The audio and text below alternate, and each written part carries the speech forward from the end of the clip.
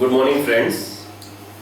Thank you so much for inviting me to your workshop and for giving me this opportunity. I am really sorry that due to a miscommunication, there is another event that NCPDP is organizing where I have to be there, and because of that conflict, I have not been able to come personally, physically to your meeting, to your workshop. But as you all know, the cause of deaf people has been very close to my heart, and therefore when Zorin and Narayanan and your colleagues asked me to videotape this message, I thought that I would be very happy to do so. During these 2 days, if I get any opportunity in the evening maybe or tomorrow, I will see if I can come, but that's not a promise. Now I have been asked by NAD to give you a little bit of a history which led to the drafting of the new Disability Bill, the new Disability Rights Law.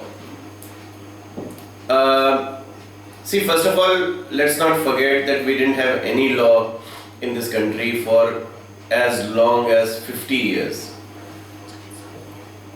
India became independent in 1947 and we got the Disability Act in 1995. So from 1947 to 1995, 48 years, half a century.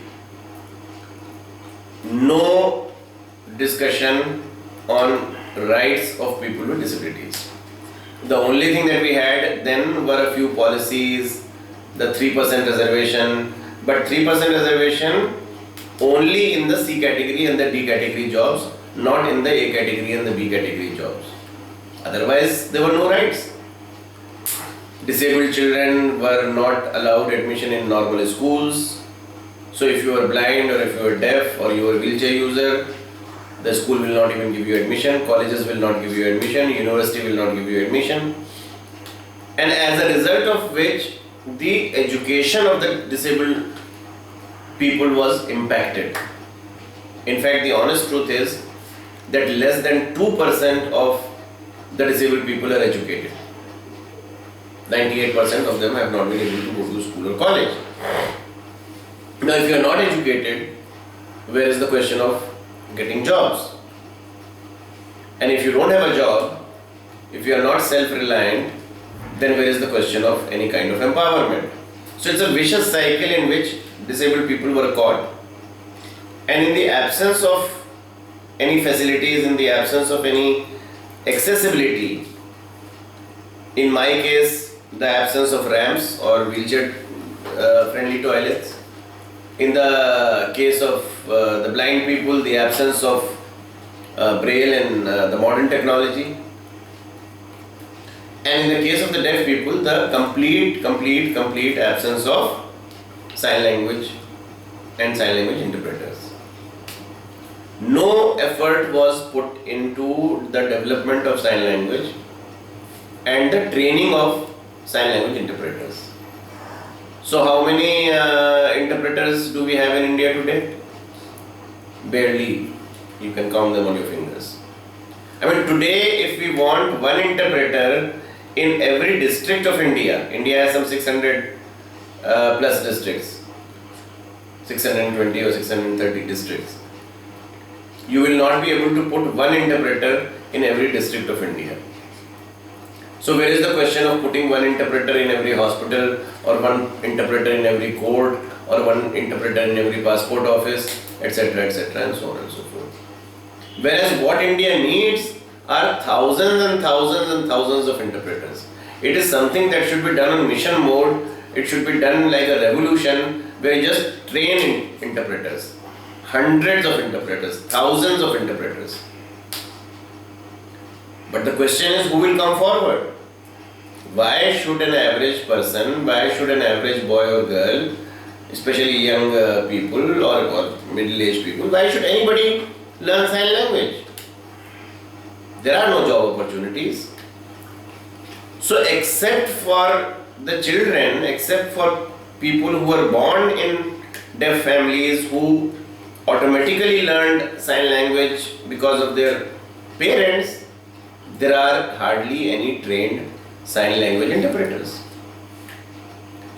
Nobody wants to be a sign language interpreter. People want to be a French language interpreter or a German language interpreter or a Urdu language interpreter or an Arabic language interpreter, but not a sign language interpreter, because there are no jobs.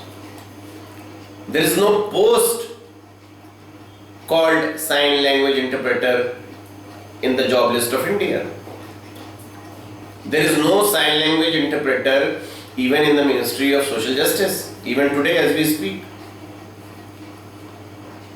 So when there is a function or when there is an event which is cosmetic, dikhawa, little bit of paint and polish. So that is when you have the 3rd December event, President of India is coming, Vigyan Bhavan, so get one interpreter and then everybody says, oh, very nice, very nice. We are a very caring nation, we are a very concerned society. Bullshit. Nonsense. So 1995 we got the law. If you look at the 1995 law, is there anything in the law for the deaf? Except for the 3% reservation. So yes, in the definition of disability, people with hearing impairment or people with speech impairment are mentioned, but that's it. There is no, the term sign language is not mentioned anywhere in the law.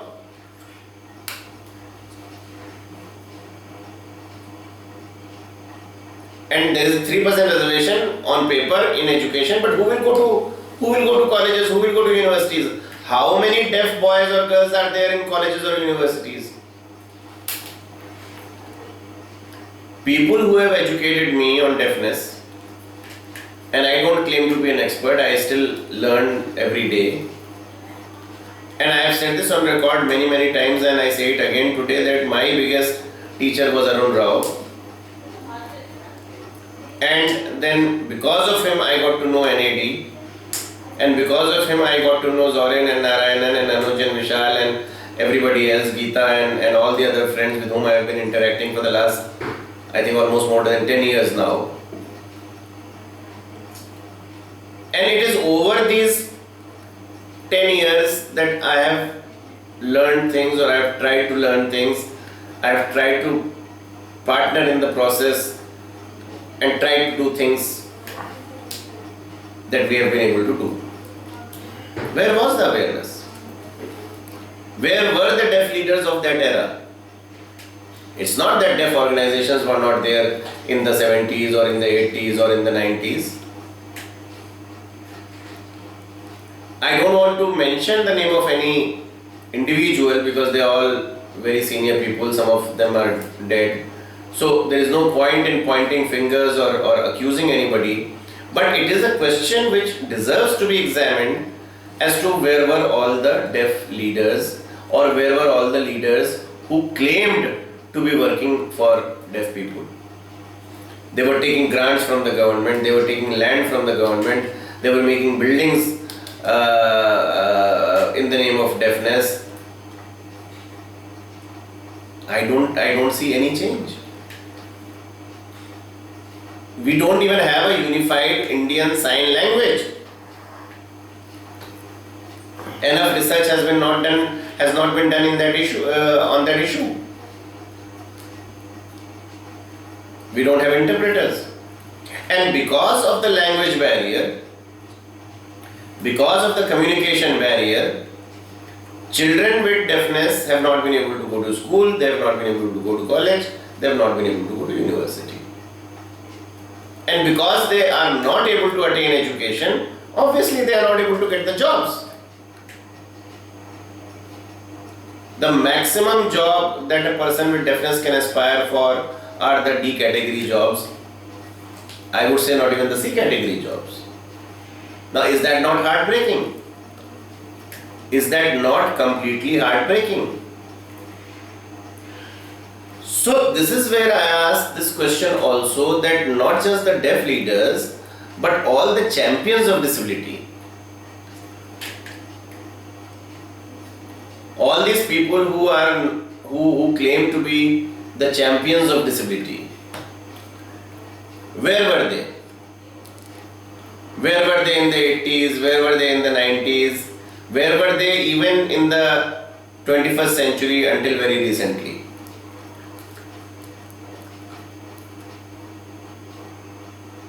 Can you think of one cross disability organization in the entire country other than NCPDP, other than DRG, other than NDN? Can you show me one model, one experiment, one organization, one network where this kind of work has been done in the last 10 or 15 years? And now suddenly, because of jealousy, because of political reasons, all these new champions have emerged, all these new terms are being created, and confusions are being spread, and names are being called. You don't want to work with us, don't work with us. You want to work alone, work alone. You want to work with someone else, please form a new coalition, form a new network, prove yourself. Making noise, creating confusion, spreading falsehood, propaganda, creating divisions within the disabled community, creating divisions within the deaf community, that's the easiest thing to do. That's the job of the Satan. That's the job of the devil.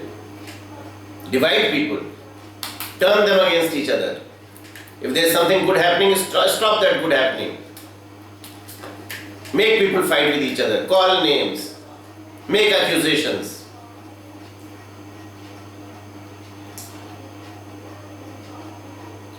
So then I take you forward from 1995 to, let's say, 2007. 2007 was the year when India ratified UNCRPD.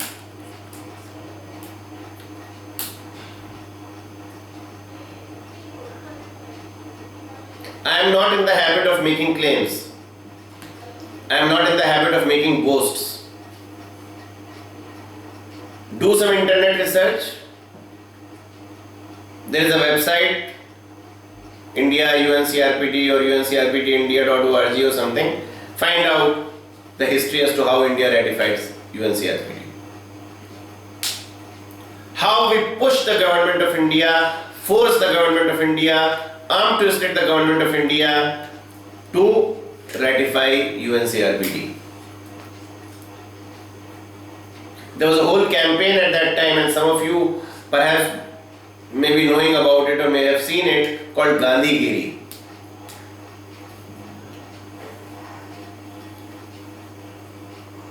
It was not an accident, it was not a coincidence that UNCRPD got ratified on the 1st of October 2007. Where were these great champions then?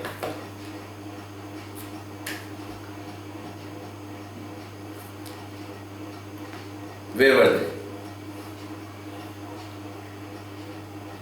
We brought UNCRPD to India. We made it possible for India to stand tall and look at the world in their eyes. The biggest nations, the tallest nations, the pallbearers of disability, to say that we are the 7th country in the whole world. 7th country in the whole world. And if you look at that list, we are the first significant nation in the whole world, ahead of US and UK and Germany and Japan and Australia and any country that you can think of. That was a moment of pride. That was a moment to show off to the world that I am a disabled Indian.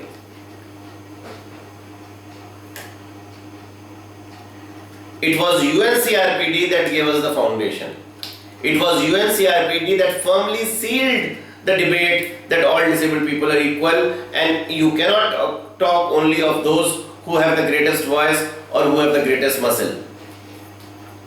Because if you examine the disability movement, not only in India but all over the world, you will find that it is always people with orthopedic disabilities and people with visual disabilities who are at the forefront. They are the maximum beneficiaries because of logical reasons. And I am not saying it's a bad thing, I am not holding it against them. I am myself a person with orthopedic disability. It's because they are vocal, they have the necessary wherewithal to move around, they fight, they shout, and they get facilities. It is the deaf community which is voiceless. They have everything. They can move around, they can run, they have legs, they have strong bodies, they look perfectly normal, they can get into the bus, they can get into the train, they can go to a school, they can go to a college, they can go to the library even if it's on the 3rd floor. And yet, they are the most marginalized. They are the most marginalized in education, they are the most marginalized in employment, they are the most marginalized in social living, where they cannot even talk to someone. If they get lost, they can't even ask what is the rasta to the ghar. If 5 people are visiting the family, they are excluded because of the lack of communication. And that little bit this country could not do for them, and the so-called great leaders of this country could not do for them. The reason is because none of them practiced cross disability.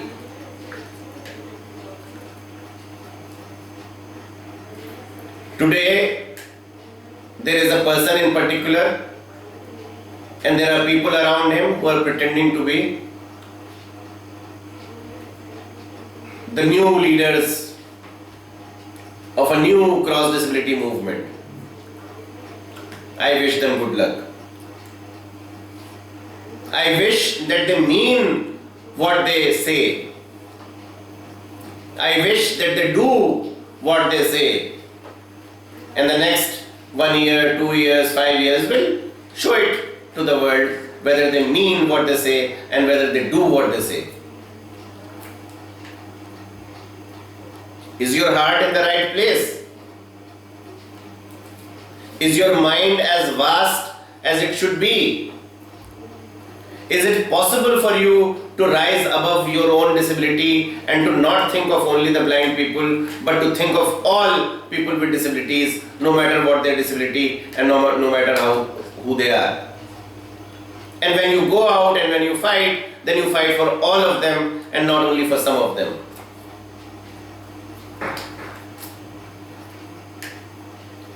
These people are so narrow-minded. I know them. I have worked with some of them. I have been in meetings with some of them since the last 20 years. They are so narrow-minded, so narrow-minded.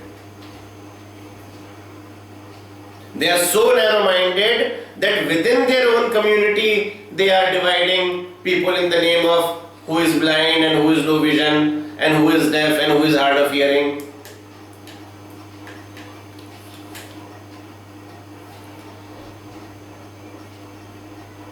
Who brought this debate to India that we are not satisfied with 5% reservation and that there should be 6%? And why 6%? Because 2% should be for the visually impaired community. Why? Because 1% should be for the blind and 1% for the low vision. Is that possible? Is that fair? Is that honest? Is that transparent? Because if that's so, then tomorrow deaf people should also ask for 2%. And deaf people should also say, well, 1% for the totally deaf and 1% for the hard of hearing.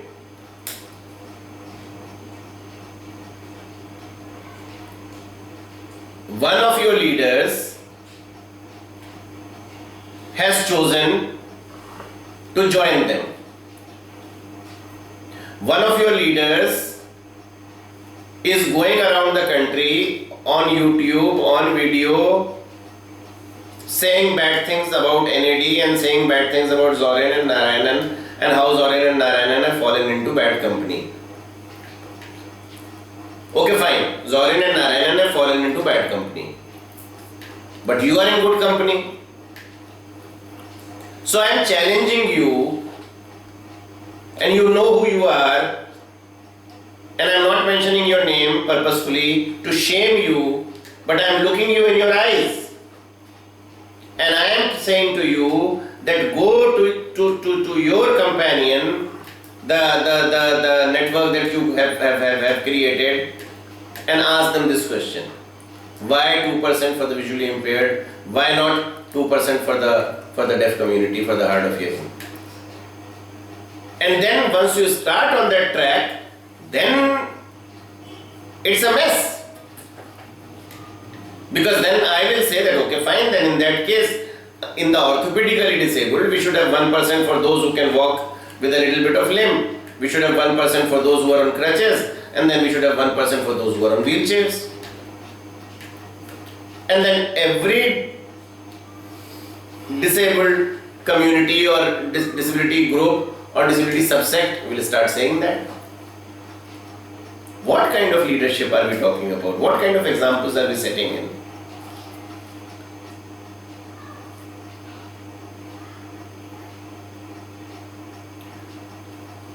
After 2007, soon after 2007, elections, the new government came, there was a new minister, Mr. Mukul Vasnik.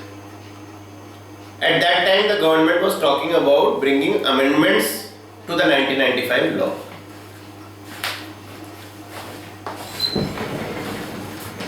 Was there any opposition to that idea? Did anyone say that no, that's a bad idea? We were the people who opposed that. We were the people who went to meet the minister. We were the people who went to the minister and said, no, that's not a good idea, and what India needs is a new law.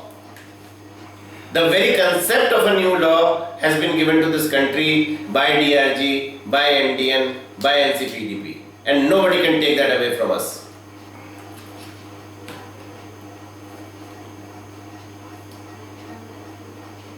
We fought hard for that idea. We had dharnas and rallies for that idea. We got into the bad books of the minister for that idea. And it took us 7 months to finally convince Mukul Vasnik that what this country needs is a new law.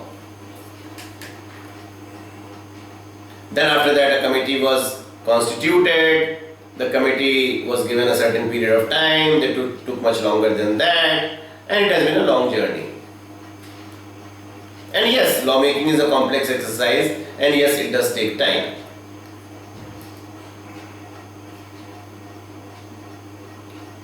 And then it was a whole long process of the committee submitting the draft, the ministry finalizing the draft, then the draft going to the states for consultation, to the ministries for consultation, then finally to the law ministry for their vetting, then to the finance ministry, and then to the cabinet. In that entire period, in that entire journey of nearly 2 years, where were the great leaders at that time? Can they show me one press clipping?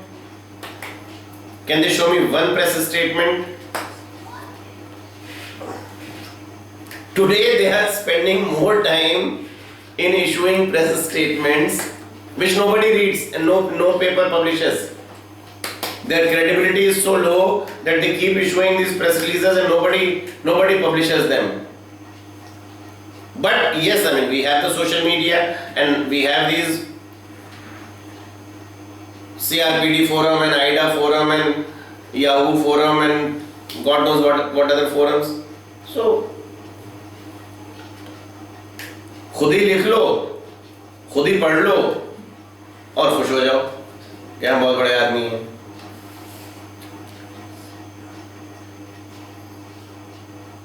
Where were these people? Were they concerned that the law is taking too long? Were they monitoring the process? Were they monitoring as to what the states are saying? What is UP saying? What is Bihar saying? Where the delays are? Or what is the dilution that is taking place at the level of the health ministry? Or what is the dilution that has taken place at the level of the law ministry?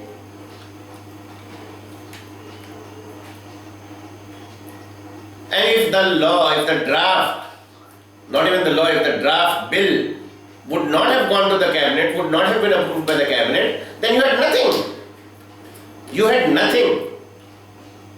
You would be left with a few pieces of paper, and all this effort of the last 4 years, 5 years would have gone down the drain. It was we who were monitoring the process. It was we who ensured that the bill went to the cabinet and that the cabinet approved it. And then after that, the earnest effort that we made that it goes to the parliament, that it gets tabled in the parliament.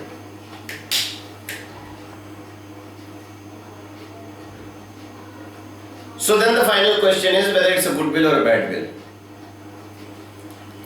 My dear friends, no legislation is fully good or fully bad. I mean, it's possible for legislations to be fully bad, but I personally doubt it if there can be any law which can be 100% perfect. No law is perfect. And I don't say this, I mean, I'm not a lawyer, I'm not a judge. It is my esteemed colleagues, people who I listen to, people who I talk to, Supreme Court judges, senior lawyers who have given me that knowledge to say that no law is ever perfect.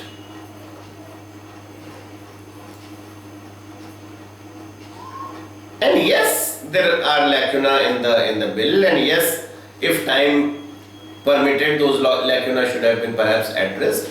But then it's a long discussion and a long debate as to what those lacuna are and whether India is willing at this point to even consider those issues or not.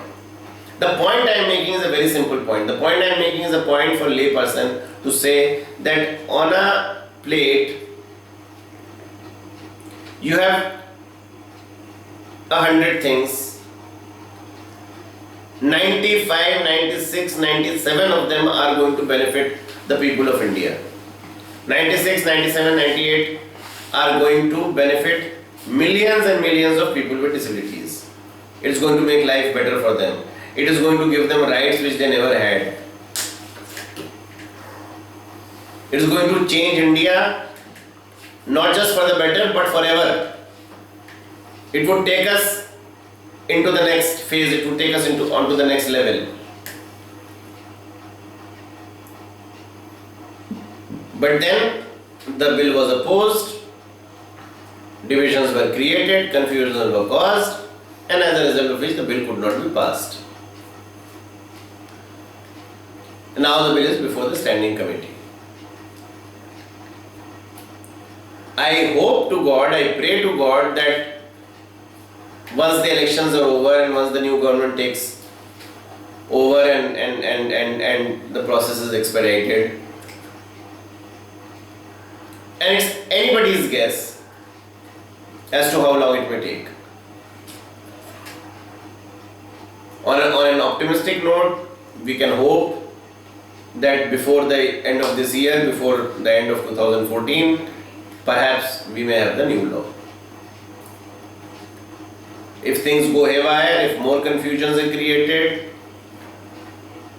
any government, any politician would be the happiest to say, okay, this is too complicated, blah blah blah, let's appoint another committee, let's give the law to some committee, and then 2 years, 3 years, 5 years, anybody's guess.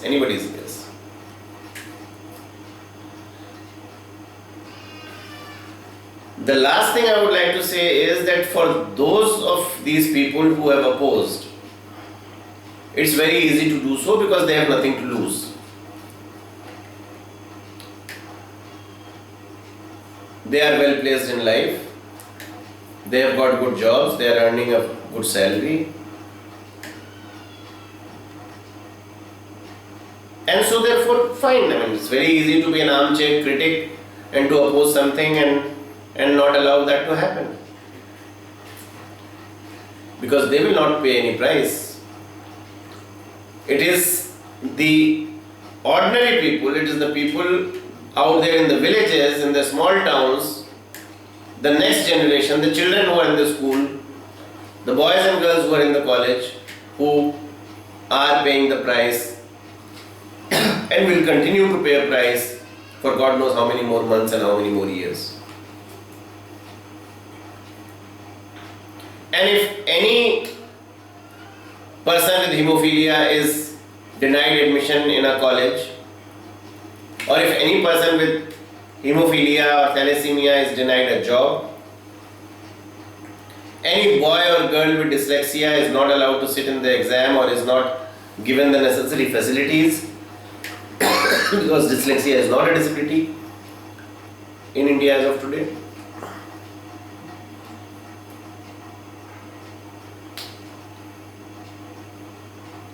People with mental retardation, politely called people with intellectual disabilities, who could have got jobs.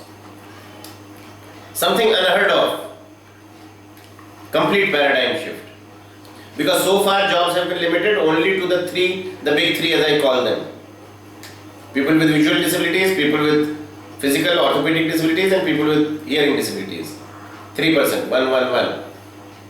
So when the quota is being increased from 3 to 5, who is it going to benefit? Not the blind, not the deaf, not the wheelchair users or the orthopedically disabled. It was a new category of disabilities which have never been considered disabilities in India before. Can you imagine a person with intellectual disability being given the opportunity to be able to work and to be able to earn a living? A person with autism, a person with cerebral palsy, a person with multiple disability. This law, this bill was a game changer. Had this bill been passed in the parliament, by now it would have been enacted. 100% it would have been enacted before the last government went out. And today, in this entire country, the length and the breadth of this country, 70 million, 80 million, 100 million, God knows how many, but millions and millions and millions of people with disabilities would have benefited from the new law. So today, if people are not benefiting from what is contained in the law, and more importantly, if people are being harmed because of not having a law, the entire responsibility rests with those 4, 5, 6 jokers who claim to be now some kind of the new representatives. As I said before, I say it again, I wish them luck. I sincerely, honestly wish them luck. I wish that they do some work. I wish that they prove themselves. I wish that they bring about a change. Just talking, bullshitting, making noise, writing letters and emails and causing confusion and pretending to be some great activist on Facebook and Twitter, anybody can do. Change a policy. Change a policy at your state level. You claim to be great activists. You have been there in your states for the last at least 10 years. Many of you have been nurtured by us. Many of you have been nurtured by the same DRG, by the same NDN that today you badmouth. Change a policy in the states to which you belong to. Pick up a cause which belongs not to your disability but to someone else's disability. I want to see a day in this country when the blind people will come out on the streets and fight for the rights of the deaf.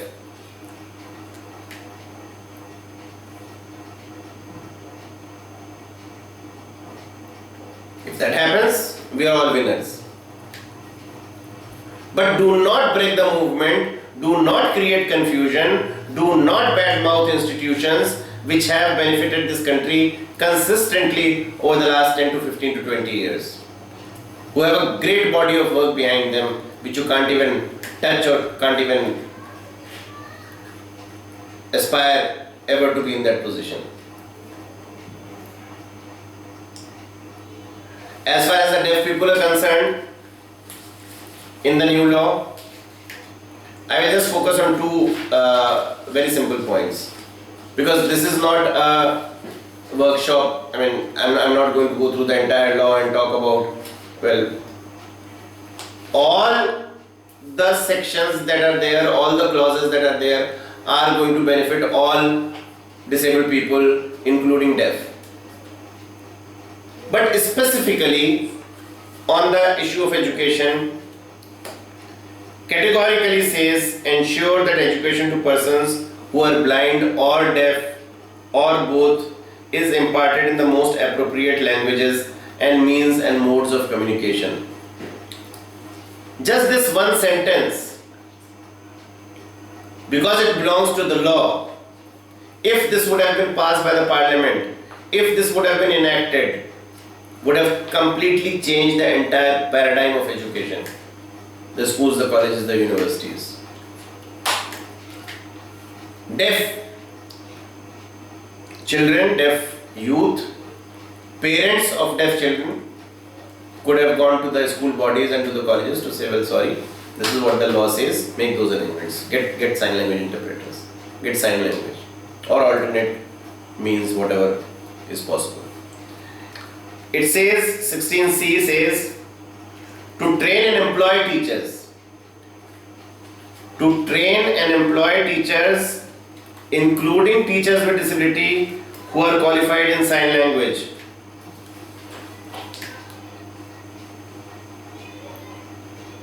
I challenge any one of you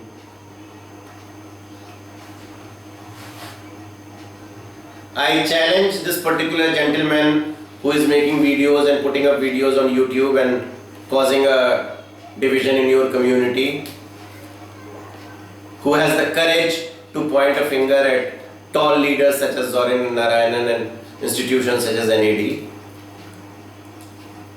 Sir, read the law again. Read not what is not there, read what that is there.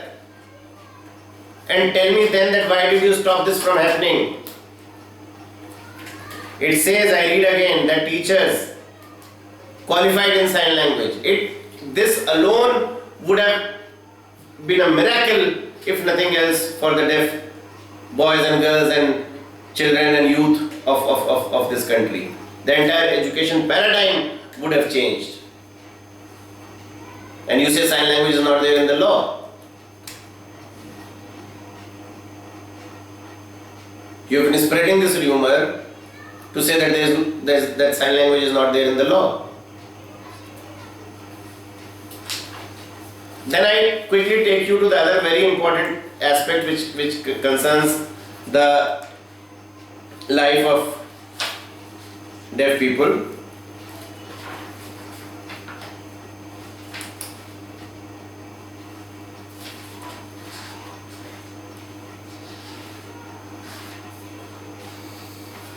Which is on ICT.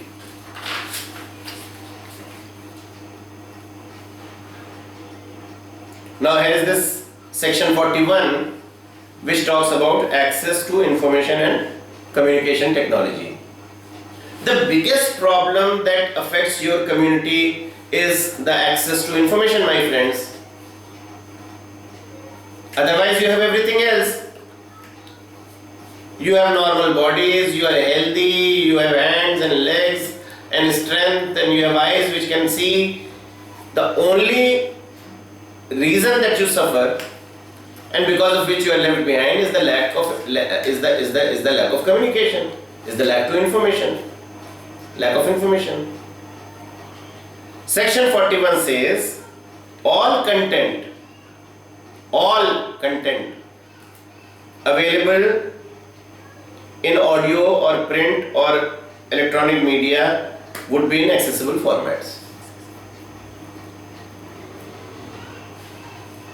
Now I leave that to you to decide as to what accessible format is. This one clause alone would ensure that all content in audio would have to be available in accessible format. What Angel is doing for me is to present what I am saying in an accessible format. Now whether I say accessible format or whether I say sign language, according to me it's the same thing. Go and ask any lawyer, go and ask any judge.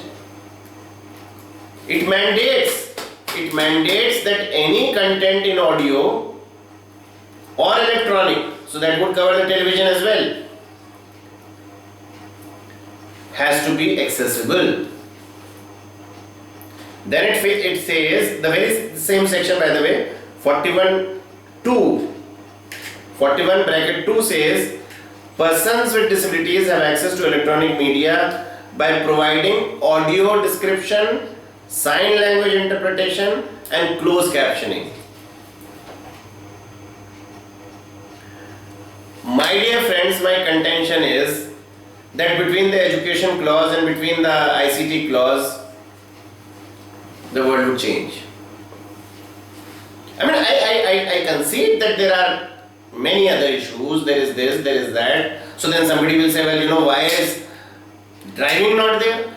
In the law there should be a clause which says deaf people can drive. Then somebody will say in the law there should be a clause which says deaf people can marry. Then somebody would say that in the law there should be a clause which says that deaf people can whistle at all the dharnas when you want to make noise, and I find it so irritating. I mean, come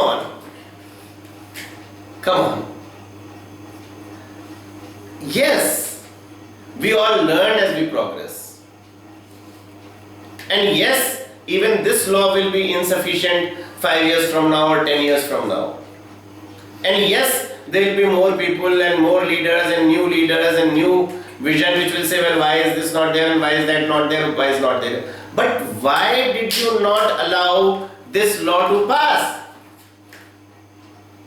Why did you not allow these provisions to go through? If this law would have passed, if this bill would have been enacted, today, as we speak, we could have put pressure on the education institutions, on the UGC, on the NCERT, on all these institutions and the government and the new government, and we could have gone to courts and we could have demanded so many things. So what have you achieved? Zilch. As a result of your negative campaigning, the divisionary work that you did, I will tell you what you have achieved. What you have achieved is to ensure that all of this does not happen. And so therefore now the onus is on you and your shoulders to ensure that this happens. So now what you have to ensure, sir, and your companions, those clowns that you have around you, and your new leader, who by the way in his entire life has not said one word about the rights of any other disabled person except for his own disability, who does not fight even for the rights of all the people of his disability, he only fights for those who are only totally blind.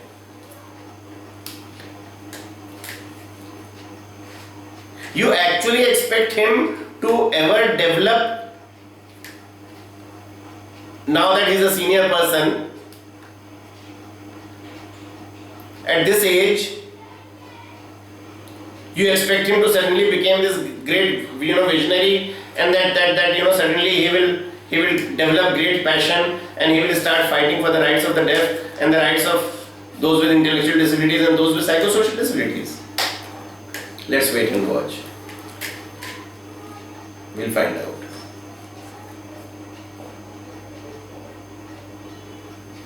I assure all of you that we will not stop working.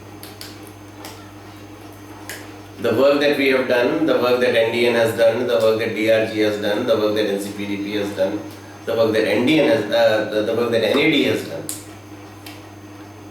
is not to prove anything to anyone. We did what we believed in and will continue to do what we believe in. Nobody can take that away from us.